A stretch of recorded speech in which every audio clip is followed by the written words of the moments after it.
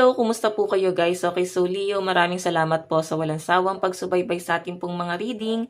And ayan, sa mga nagtatanong about private reading, ay iiwan ko na lang po yung link sa atin pong description box below. Okay, so Leo, ang reading natin, isa no ba ang gabay kapalaran? Maaaring maganap sa iyo ngayong March 2024. So, cleanse muna tayo Leo, no?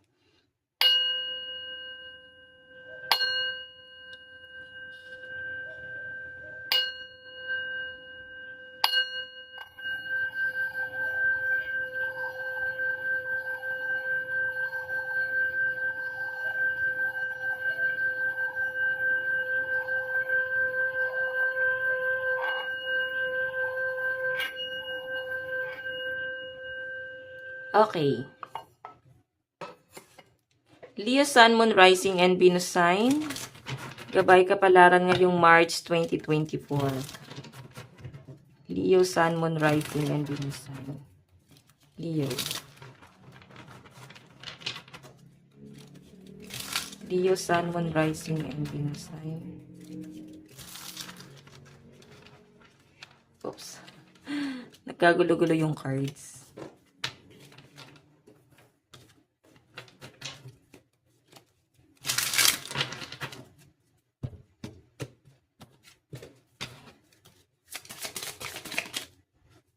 Okay, so guys, meron tayong Ace of Swords, new idea, breakthrough, realizing the truth. So, I think marami ka daw marirealize, maraming idea na papasok sa inyo ngayong March, Leo, no? Nakikita ko rin dito, Leo, na parang kung yung mga dating plano mo lang, I think papalitan mo siya ng bago. Okay? Parang feeling mo, ay, baka hindi naman ako maging successful doon sa iniisip ko. So, siguro kailangan ko ng changes. Ganon. Ganon din guys sa relationship. So, I think may pagbabago kang ginagawa. Okay? So, be sure lang guys na straightforward ka, no? Kasi nakikita ko yung parang pabago-bago ng isip mo ngayong March. Kasi pag ganyan ka mag-isip guys, may stuck ka na lang. Okay? Hayaan mo na rin sarili mo na nandito. Yung mga plano mo, plano na lang yon. Tignan pa natin, Leo. Oops. Nadulas masyado ng card. Leo, Sun, Moon, Rising, and Venus sign.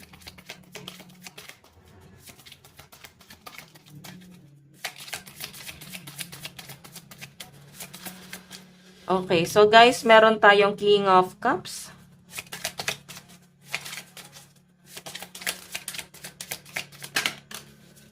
And meron tayong Six of Swords. So guys, ilapit natin. Six of Swords. Paglayo to eh.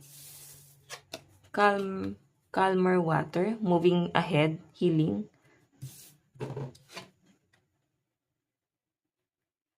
Non-toxic masculinity, emotional maturity, and compassion. Ba't kasi masyadong cursive yung text. Oh, ang hirap basahin, di ba?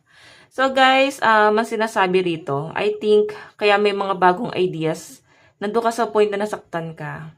Oo, nasasaktan ka, Leo, and nasa-sense ko ngayong March, para bang naiisip mo na, ay hindi mo napipilitin yung sarili mo doon sa mga bagay na nakakapagpasakit sa nararamdaman mo. Pipiliin mo na lang lumayo. Ayan pipiliin mo dito na mag-heal, moving forward. And nakikita ko sa inyo guys, may mga bagay kang tatanggapin. Okay? Kumbaga, kailangan mo siyang tanggapin. Kung hindi, malalagay ka dun sa toxic na sitwasyon. Okay? Medyo makaka-feel ka rin guys ng pagiging emotional. Okay? Masiira lang emosyon mo ngayong March 2024. Pero sa pinapakita sa akin dito guys, parang sobrang kalmado at pinapakalma mo rin naman yung sarili mo.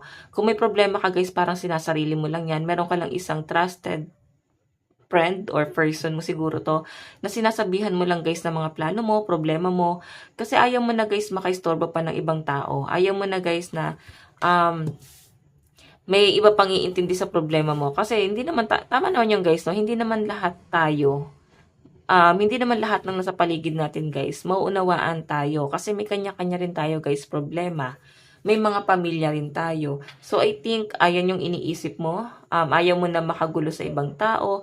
May paglayo ka rito, guys, na gagawin na dahan-dahan lalayo sa mga toxic na bagay. tao, trabaho, sitwasyon, pamilya, or pwede yung person mo yan, guys. Okay? O, diba? Mental overload. So, I think, grabe, para bang may mga broken hearted dito, guys. Nakikita ko sa inyo, Leo, moving forward talaga yung energy mo. Para bang para mag-move on ka, para bang may mga bagay kang tinatanggap. Tingnan natin. May nakita pa akong parang may nasiraan ng sasakyan. So, siguro, isa pa to sa nagpapadown sa inyo. Baka nasira yung motor nyo, sasakyan nyo. Okay. So, ingat na lang kayo guys ngayong March, no, Leo, sa biyahe. Kasi minamoy akong usok tapos parang na gulong. Alin na pudpud na gulong habang umaandar dahil sa lakas ng preno. Yun ang naamoy ko guys. So, ingat na lang kayo guys sa biyahe nyo. Or magpaplano kayo magbiyahe, be sure na pagka ikaw ay nagdalawang isip, wag mo nang ituloy. Kasi minsan nakikisali na yung mga gabay natin sa mga desisyon natin eh. Okay? Lalo na pag makakasama sa atin. So, Leo, tignan natin additional message. Meron tayong 6 of Wands.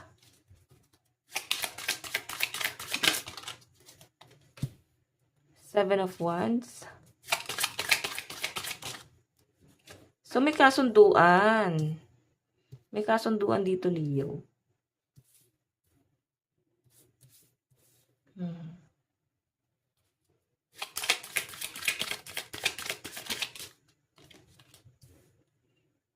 Okay.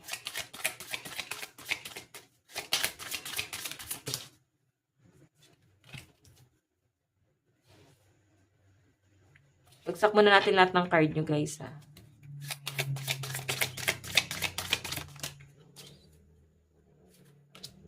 Meron tayong Emperor. Ayan. Pasensya na guys sa ingay ng mga motor. Okay, wow. Ace of Pentacles. Maganda-ganda to, guys. May nakikita akong property rito na ayusin or pwedeng may hinuhulugan kayong property. Medyo malaki-laki to, guys, no? So, tignan natin. So, Leo, ang pinapakita sa akin dito, para bang bugso ng damdamin to. Paano ba to ayusin? Wait lang po. Ayan, so bugso ng damdamin guys, no?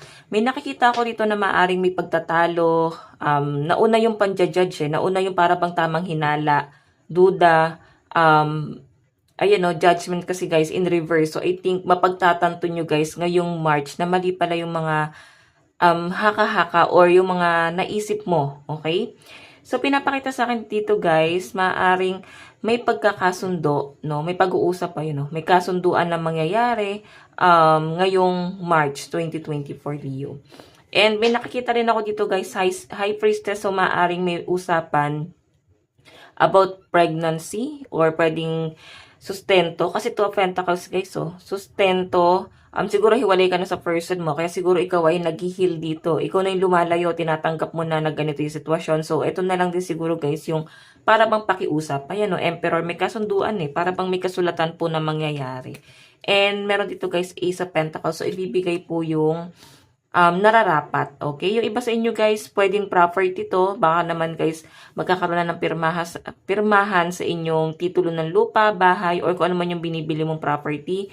May nakikita rin ako guys ditong sa paghihirap mo, no, maring aanihin mo lahat ng mga hirap na pinagdaanan mo, aanihin mo yung bunga. So, ito nga yung bunga, oh. Big amount of money, blessing. Okay, sa pinapakita sa akin dito, Leo, no. So, hayan, sinasabi sa akin dito, na iwasan muna guys yung emosyon.